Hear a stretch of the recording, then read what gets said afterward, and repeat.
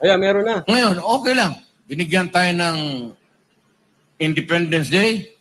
What? Thank you. But before I forget, pasalamatan ko, mahal ko to, alam nila, yung mga pulis na militar, maraming salamat sa inyo.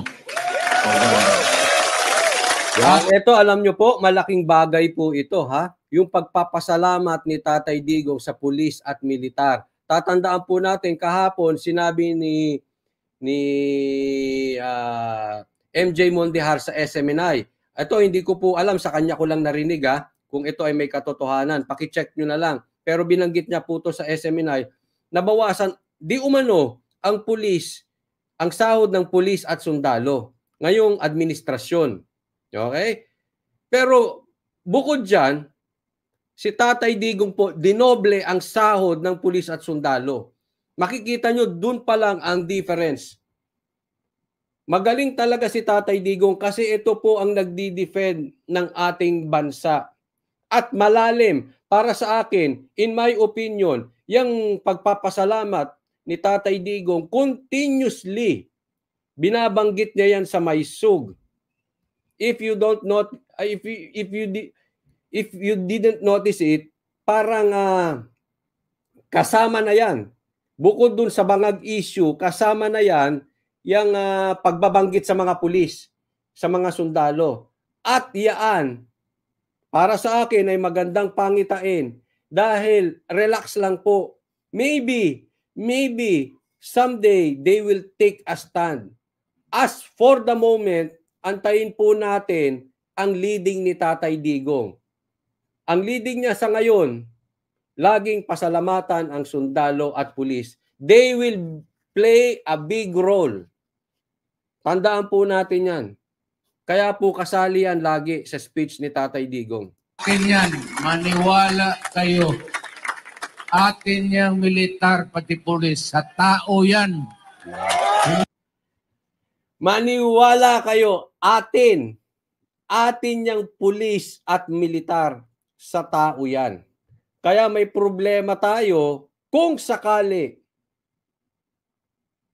hindi nagagampanan ng gobyernong ito, ng administrasyon ito, ang kanilang responsibilidad, yung kanilang sinumpaan, yung kanilang mandato, kung bakit sila binoto ng taong bayan. Tatandaan nyo po may reason bakit binoto ng taong bayan itong mga politiko na ito. Ang pulis, syempre nakikinig lang yan. Nagmamasid lang yan. Of course, there is a time for everything. Sabi nga ni Tatay Digong, kasi po, kahapon nung nag-i-speech siya, naka-standby na po kami sa SMNI. Kaya alam namin po itong binabanggit ni Tatay Digong, na sundan mismo namin yan, nakikinig po kami. There is a time for reckoning. Napaka-importante niyan. There is a time for reckoning.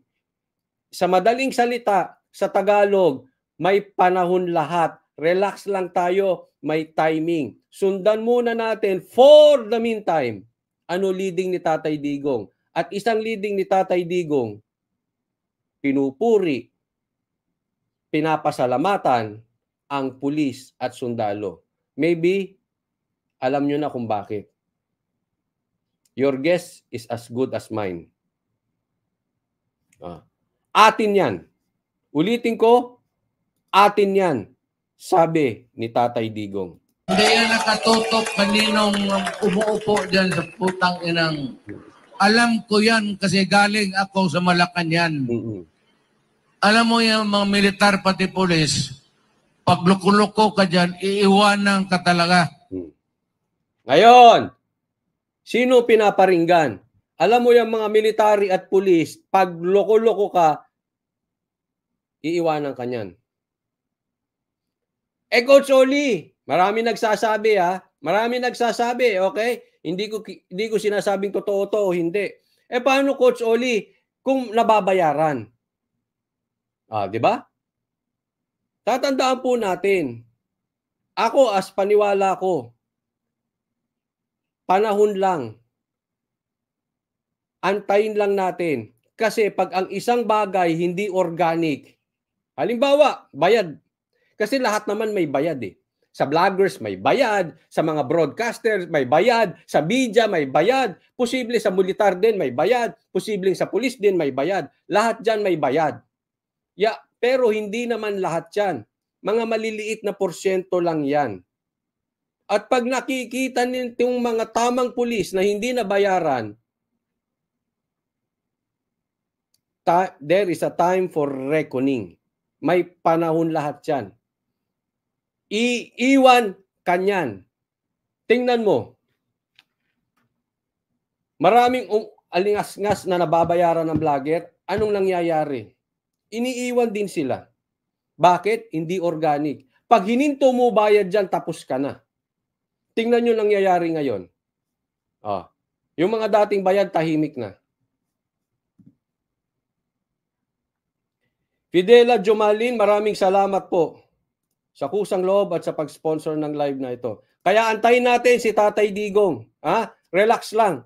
Alam mo, sa katunayan, medyo nung nakikita ko si Tatay Digong, parang gusto ko na siyang pagpahingahin. Matanda na, nagawa niya na yung mga dapat niyang gawin sa Pilipinas, nagawa niya na yung dapat gawin niya sa Davao. Parang gusto mo na siya magpahinga, enjoy naman ang buhay. Kasi all his life, pinagsisilbihan na tayo. Lalong-lalo na ang Davao. Diba? Bakit hindi naman siya mag-relax? Diba? Parang ganun eh. So, sa isang banda, ganun na naiisip ko kay Tatay Digong. Sa isang banda, parang naiisip ko rin. Wag muna kasi yung mga taong workaholic, pag pinag-relax mo yan, lalong nagkakasakit. Diba? May mga kamag-anak kayong ganun. Yung workaholic hindi yung tamad-tamad, yung sanay ng patambay-tambay. Si Tatay Digong, ang tagal mayor niyan, ang tagal sa politika. Kaya medyo torn ako eh. Dapat bang magpahinga na si Tatay Digong o hindi? Siguro makaka-decide lang yan, siya at ang kanyang pamilya. But whatever it is, magpahinga man siya o tuloy ang laban, nasa likod tayo ni Tatay Digong. Tuloy po natin. Kudeta yan. Loko na. Magka-Pilipino yan. Yang pulis inyo yan. Militar inyo yan. Huwag kayong matakot. Pag magpunta dito, wala yan. Kasi in fairness sa mga pulis, talaga namang makabayan yung mga yan. Minsan lang naiipit sila pag tarantado mga namumuno. Pasensya na po sa mura. Yung mga namumuno, syempre uutusan sila niyan. Siyempre mga bossing yan, yung mga yan, no? Pero siyempre nasa loob pa rin yan yung Pilipino. Pag talagang aapihin mo ang mga Pilipino, wala ka diyan. Iniisip diyan bayan. Sabi dito, Coach Oli, kailan po ulit at saan ang may sugrali? Pasensya na po, sa ngayon hindi ko pa po alam kung saan. Pero mamaya po itatanong ko sa SMNI at i-announce natin. Mas maganda po kasi valid eh. Mahirap po magsasabi tayo kung saan eh. About ako, suggestion ko lang talaga kung may nakikinig pong organizer para hindi na tayo nahihirapan. Malapit pa sa Malacanang, sa Liwasang Bonifacio na po tayo. May pattern na po eh. Nagawa na po ito ng KOJC. Mapayapan nagawa ito ng KOJC diyan sa Liwasang Bonifacio. Imagine that. Kung napupuno yan ng for how many days ng KOJC ang Liwasang Bonifacio, tapos sasamahan mo pa ng Maisug. Maganda yan. Maganda dyan na lang sana si Liwasang Bonifacio. But syempre, hindi naman po tayo organizer, so antay-antayin natin yung kanilang leading. Antayin muna natin. No? Pero i-announce po natin yan. Di tao, pagsisilbihan nila. Inyo yan. So, mahalin ninyo ang militar, pati pulis. Mabuhay sila. Kasi kung wala yan, matagal na tayong kinain doon sa South, ang insurgency, at dito naman, itong komunista. Maraming salamat sa mga kababayan nating nagsisilbi, mga pulis at militar. Gaya ng sabi ni Tatay Digong, there is a time for reckoning. Antay lang po kami. Maraming salamat po. At alam ko, kayo po, ang puso ninyo, ay kayo po ay poprotektahan ninyo ang bansang Pilipinas. Maraming salamat po muli. Yes po, live to, Al Jardin. Ngayon, medyo wala na. Sana, mahina na lahat. So, pasalamat tayo sa serbisyo nila. Balik tayo doon sa independence. So, ganun pa man, perfect na sana. But once in a while, maganda na ang takbo. Independent Republic of the Philippines. Every now and then, we have elections. We choose the leaders sa community to run the government. Okay na yan. Pero yung seasonal yan eh. May panahon talaga, si Marcos noon attempted to tinker with the Constitution. And then we had trouble. Kaya pumasok si Cory, at si Cory naman fixed it itong 1987. Pero ganun pa na marami ang pagkukulang. May sinabi dito may answer. Sabi niya, mas maganda kasi pag iikutin buong bansa, Coach Oli. Kasi maraming kababayan natin na walang pakialam sa politika. May punto ka dyan. May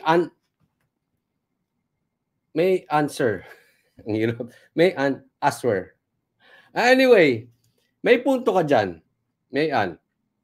Dapat talaga maikot. Pero, ngayong nahihirapan tayo, at higit sa lahat, kung magbabasa po kayo ng mga comment section, bakit hindi na tayo sa EDSA? Bakit hindi sa Manila? Bakit hindi sa Liwasang Bonifacio? Bakit? Kasi andito po ang sentro. At ito po ay malapit sa Malacanang. Mas magke-create po ito ng ingay. Mas madidinig tayo. Kasi ang purpose nitong rally, the main purpose is para marinig ang daing ng pang-aapi sa mga Pilipino. Anong ginagawa ng ating gobyerno? So, pag sa Manila po ito gagawin, sa Liwasang Bonifacio, bukod sa hindi na natin kailangan ng permit, mas maingay po ito. At siguradong mas makikinig sila kasi malapit na to sa Malacanang. If we show yung ating dami sa Liwasang Bonifacio, baka makinig ang binging administrasyon. Dahil nga, ulitin ko, malapit na sa Malacanang. Yes, may punto ka, okay, dapat tayong umikot. I agree with that. But as for the moment, subukan muna natin itong Liwasang Bonifacio. Kasi nga, alam mo yung pag-ikot na yan, minsan napapagbintangan pa tayo dyan. Kaya nga binanggit ni Tatay Digong kahapon, wala tong connection sa politika. Pero tandaan nyo, may mga kalaban. Anong iniisip dyan? Yung mga nagsasalita na yan, magsisitakbo yan. At yung mga magsasalita na yan, kaya gusto nilang umiikot ang may sug. Itinatago lang nila yung rally. Kasi po ako nakikinig po ako sa mga ibang vloggers na bangag vloggers, na mga tansu vloggers o mga ensamada vloggers. Yan po ang sinasabi nila. Ginagamit itong maisug for political, in aid of election. Mga tatakbo yung mga nagsasalita. Kaya nga kahapon, nasuggest ko sa SMNI, bakit hindi naman po kaya ibahin natin yung mga magi-speech? Yun ang sinabi ko sa SMNI. Kaya lang, sabi ng SMA, hindi naman kami ang niyan eh. Hindi naman kami organizer. Kami ay production lang. Doon lang, kukuha lang sila. So, walang kinalaman ng SMNI dyan, sinusuportahan nila. Pero ang nag-o-organize, hindi sila. So, may punto. May punto. Kaya nga, sabi ko, sana mag-invite naman sila ng ibang speakers. Maiba naman. Lalong-lalo na mapupunlaan tayo pag lahat ng mga kadalasang nagsasalita dyan sa likod. Lahat yan magsisitakbo. Babalikan tayo ng mga tansu vloggers. Yun daw ang purpose, kaya gusto ikot, kasi kuha ng boto, di ba? So, I know hindi yan naman totoo, okay? Pero syempre, nag-iingat tayo. Kaya maganda rin naman sa sa Liwasang Bonifacio. Then, saka natin pag-usapan kung saan ulit. Okay? Tuloy natin. Lang. May pagka-anti kasi sa establishment. Hindi sa military pati police. But they were not happy with the police and the military. Pero ako... Ito, katulad nito, hindi ko po hinuhusgahan si Glenn Chong. Pero may point po yung sinabi ni Lizel Mabi. Ito sabi ni Lizel Mabi. May punto po siya. Opo, I like Glenn Chong, pero paulit-ulit sinasabi. Diba? Kasi sila yung speaker eh. Hindi natin masisisi, no? So again, hindi to sa panghuhusga kay Glenn Chong, diniscuss ko lang po, may punto po si Lizel Mabi. Ito. Ako isang piskal. Prosecutor ako sa korte. Sabi naman dito, si Roque nagsabi na di siya tatakbo dahil wala siyang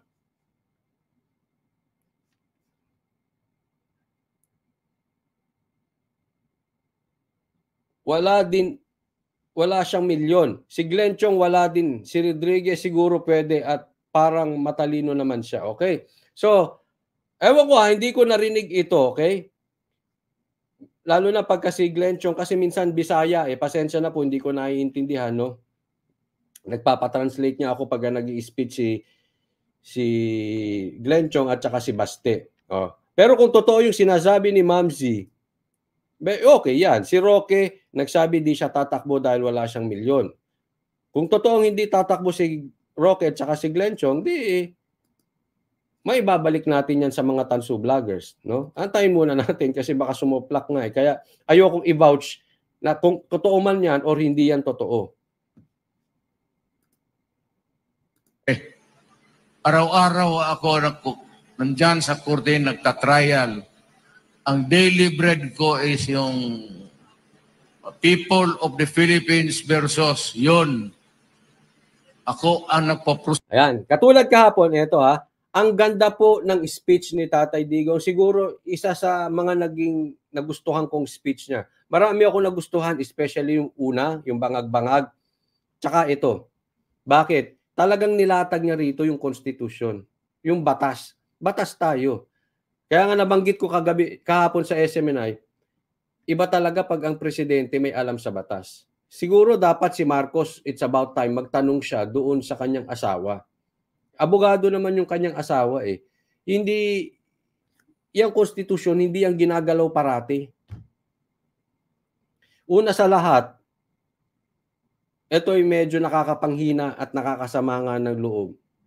Yung palipat-lipat yung rally, kasi yung permit, binigay na, binabawi pa. Yung lupang dadausan ng permit, bayad na, pinababawi pa. Sususpindihin ng gobernador, sususpindihin kung sino-sino para harangan ng rally. Yan po ay nakakasama ng loob. Dapat alam yan ng gobyernong ito. Ang Freedom Park ay hindi sa inyo.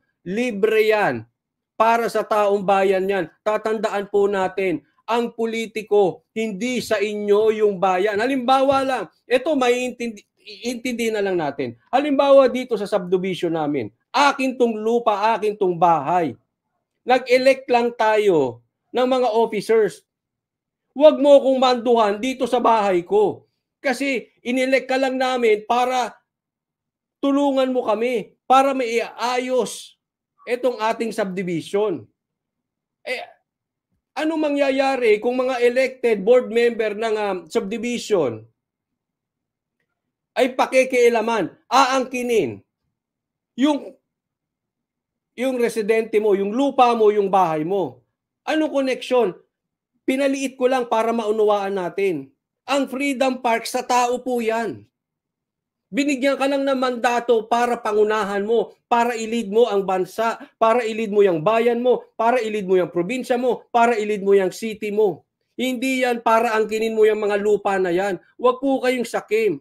Ang kapangyarihan po ay ginagamit para ipagtanggol ang taong bayan. Hindi ang kapangyarihan ay ginagamit para abusuhin at apihin yung hindi kayang ipagtanggol ang kanilang sarili. Kaya nga tinatawag ni Tatay Digong ang pulis at mga sundalo dahil Iyaan po ang responsibilidad ng mga pulis at sundalo ang ipagtanggol ang hindi kayang ipagtanggol ang sarili. Nauunawaan niyo po. Kaya ako asar na asar at sumasama ang loob ko doon sa mga politiko, inaabuso ang kanilang karapatan. Wala pong ganyanan. Tatandaan nyo, saglit lang kayo dyan. Pero yung batas, pero ang Pilipino mananatili yan. Huwag namang abusado. Pambira kayo. Alam nyo kaya hindi umaangat ang Pilipino? Dahil sa inyong mga abusadong politiko. Freedom Park, kaya nga freedom eh. Libre yan sa taong bayan. Asa ng utak nila? Magmamaysog, doon pa maglalagay ng truck. Sa araw kung kailan magkakaroon ng rally. Pwede mo namang i-postpone ng isang gabi. Asaan ang utak na itong mga ito? Ngayon ko.